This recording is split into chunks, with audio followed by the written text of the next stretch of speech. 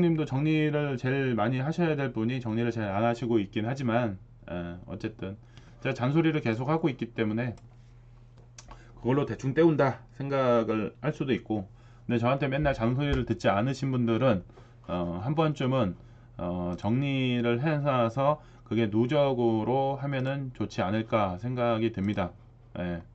좀 전에 뭐 얘기한 것처럼 지금 봐보면은 김대리님하고 벌써 우리가 18년, 19년 뭐 이렇게 지나오는 과정 속에서 제가 그 얘기한 것들 지금 봐보면은 팔 거 팔아라. 계속 그 많은 얘기들을 했었어요. 이거는 좀 이제 어느 정도 수익 났으니까 팔아라. 뭐 화명동 얘기 계속 했었지만은 화명동에 플러스 P 1억이 됐었을 때 그냥 수익 실현하고 나와라. 집 그 저기 갈 때까지 하지 않는 게 좋겠다. 화명동이 그렇게 몰리는 지역은 아니다. 화명동 하니까 지금 어딘지 모르시는데 그 부산 화명동 얘기하는 겁니다. 부산 그 학원가 1등 지역. 그래서 이제 그때도 이제 수익 실현을 해야 내 돈이 된다라고 얘기를 했었는데, 어쨌든 P 1억이 됐을 때까지만 해도 그렇게 이제 그 분양권 중가가 아니었어요. 예, 분양권 중가가 아니었고 그 수익을 걷어가는 게 낫었고, 왜냐 변화 변동이 계속 생기니까 향후에 그 정부 정책은 예고를 하면서 움직여요. 예고를.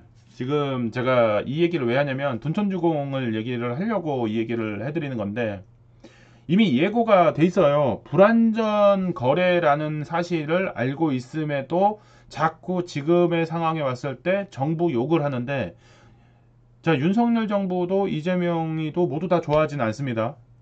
근데 윤석열 정부를 믿고 했다. 나는 잘못 없다. 제일 재수없는 놈이에요. 아니, 성렬이 형이 언제 너보고 투자하라 그랬냐? 그런 적 없습니다. 근데 이제 본인이 알아서 투자해 놓고 실거주 의무 폐지된다고 나는 믿고 했는데 이렇게 될 줄 몰랐다. 말이 안 되는 거죠. 분양권 투자를 하는데 자기가 잔금 납부를 할 생각을 하고 하던 건데 갭 투자하려고 들어간 거잖아요. 갭 투자하려고. 갭 투자가 저는 나쁘다고 생각하진 않습니다. 그것도 투자의 방법 중에 하나인데, 근데 갭 투자하는 것까지 다 좋은데 전세 세입자가 나간다고 했을 때 그 대안이 있어야죠. 대안 없이 갭 투자하는 거는 정말 투기입니다. 투기. 전세 보증금 내달라고 하는데 내줄 수가 있어야죠. 근데 그게 아닌 거잖아요. 지금도 이것도 내가 잔금을 전세 세입자한테 떠넘기겠다는 거잖아요.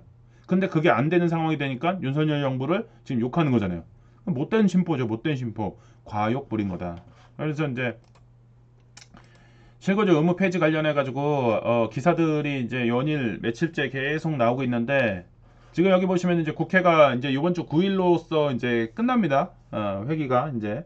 그래서 이제 이게 이제 처리가 안 된 것들은, 이제 통과가 안 된 것들은 이제 폐기 법안으로 넘어가는 거죠. 그래서 실거주 의무 폐지, 물 건너가 믿고 받았다가 멘붕. 뭘 믿고 분양을 받아? 누구를 믿어? 자기 돈 자기가 내야 되는 거지. 개정안 법안 소위 국회 통과 요원, 야당 갭투자 우려, 반발의 1년 표류, 규제 안 풀리자 서울 분양권 거래도 급감, 수분양자 상담받을 때 풀린다고 했는데, 상담받은다고 풀린다고 했는데 이거는 정책이 이렇게 발표가 됐다고 얘기를 했지 너보러 사라고 한 적이 없어요. 예. 뭐 사라고 해서 샀다라고 하는 것도, 그 얘기를 설령 했다고 하더라도 본인이 판단을 해야죠. 이게 실거주 의무는 국회에서 통과되는 사안인데, 전매 제한은 대통령이 풀어준다고 하더라도 실거주 의무는 국회가 통과돼야 되네. 근데 여야가 대치하고 있는 상황이네. 이거 안 되면은 멍멍이 될 수 있겠다. 이 상황을 생각을 했으면 하지를 말았어야죠. 근데 이거 하면은 둔촌주공이 분양가가 13억이니까 이게 17억 갈 거고 20억 갈 거고, 그렇게 돼서 전세를 13억에는 맞출 수 있을 것 같고, 이렇게 돼서 돈을 벌겠다. 야심찬 계획을 세웠던 거죠. 예, 그래서 완전 폭망인 거죠. 그러면서 이제 둔촌주공, 그러면 요근에 이제 요 근래에 얼마가 됐느냐 한번 확인해 볼게요. 지금 문제가 이제 커진 상황에서 최근에 11월 11일 날 점점 이제 어두워졌죠. 상황이. 많이 어두워졌습니다. 이제 실거주 의무 폐지가 안 될 것 같은 상황으로 되면서 한참 거래가 올라가던 상황에서 지금 여기 보시는 것처럼 뭐 밀거래는 얼마가 올라갔네, 뭐 5억이 올라갔네, 뭐 몇 억이 올라갔네 막 이렇게 얘기했는데, 여기 지금 보시면 19억 5천이 최고가를 찍고 그 다음에 요 최근에 거래된 거는 19억 9,490만원 이렇게 됐는데 지금 12월 9일자부로 해서 이제 쫑이 났습니다. 12월 9일자부로 쫑이 났어요. 그러면은 이제 뭐 팩이 되고 이러고 돼 있는 상황인데 뭐 또 여기서 뭐 살려달라는 법으로 꼼수를 또 이제 부리겠다라고 하는 분들이 나오기도 하는 거죠. 전매는 하고 실거주는 전세로 내가 들어가서 살게. 이런 거라도 허용해 줘야 된다. 아니면 돈천주공만이라도 이거 예외 규정을 둬야 된다. 이런 말도 안 되는 소리를 하는 사람들이 있습니다. 저는 생각했을 때 이거 강력하게 이번에 법으로 통과 안 된 사안은 예외 없이 그냥 날라가야 된다. 라고 생각을 합니다. 계약 취소 당해야 되는 게 맞고요. 그리고 거꾸로 계약 취소분에 대해서 이거를 받을 수 있고 해결할 수 있는 사람이 새롭게 사가는 게 맞는 거지. 결국에는 투기를 하려는 투자가 아닙니다. 투자는 해도 돼요. 투자 여윳돈이 있어서 이걸 대응할 수 있으면 그러신 분들은 투자를 해도 상관이 없는데 투기를 하시려는 분은 이번에 한번 정리를 해야 되는 거지. 얘도 또 살려주고 연결하다가 시장이 최악의 상태로 빠질 우려가 큽니다. 그래서 이번에 완전 박살내는 게 저는 맞다고 봅니다. 박살내야 됩니다. 그래서 이제 계약 취소분 나오고 새로운 줍줍이 다시 나오고 줍줍에서 살 수 있는 사람들이 다시 또 나오는 상황, 이런 상황이 더 바람직한 상황이 되겠다 라는 생각이 듭니다.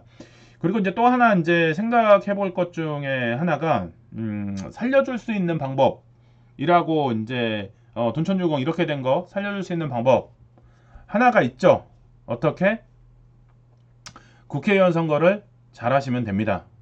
국회의원 선거를 잘 하셔서 어쨌든 선거 끝나고 다시 법안이 올라가서 이게 해결이 돼서 어느 게 더 이제 합리적인 방법으로 해결이 될 것인지 고민을 할 수 있게 해주고, 예외 규정을 한다고 했을 때 그게 바람직할까에 대한 고민도 좀 크고요. 그리고 이 상태로 이 불덩어리들 계속 폭탄 돌리기 하는 게 맞을까? 라고 생각을 해봤을 때 적절하지는 않는데, 이 부분에 대해서 페널티는 부과를 하면서 예외사항은 만들어주는 게 좋지 않을까. 그리고 뭐 이 민원이 심각하기 때문에 임시국회라도 열어서 뭔가 해결해 줄 수도 있지 않을까라는 또 신락 같은 기대도 걸어볼 수 있지 않을까. 그래서 정리해서 생각해 보면 예외 규정을 좀 페널티 있게 하더라도 한다, 내지는 임시국회를 한다, 내년까지 해가지고, 지금 보면은 새롭게 이제 그 회기가 내년에 새로운 국회의원들 뽑잖아요. 회기가 시작이 되면은 그때 이제 다시 다시 안건을 통과시키는 방법을 전략을 세우든가 이렇게 하는 것도 방법일 수도 있을 것 같습니다. 그래서 이 부분들에 대해서 지금 돈천주공 문제가 심각합니다. 근데 이제 돈천주공을 바라보면서 한 가지 생각하셔야 될 거, 내가 감당할 수 없는 투자하지 만다, 욕심 부리지 않는다, 그리고 적당하게 먹었으면 욕심 내리고 수익화한다. 이게 돈천주공을 바라보면서 생각해 볼 투자입니다. 또 이거 살려줬으니까는 또 한번 무리수 두면서 또 한번 걸어야지. 그러다가 1, 2, 3 세 방 맞으면 진짜 인생 끝납니다. 그래서 판단 잘 해보시는 게 좀 필요하고, 그리고 분명하게 어떤 누구도 너 떠밀어서 투자하라고 한 적 없습니다.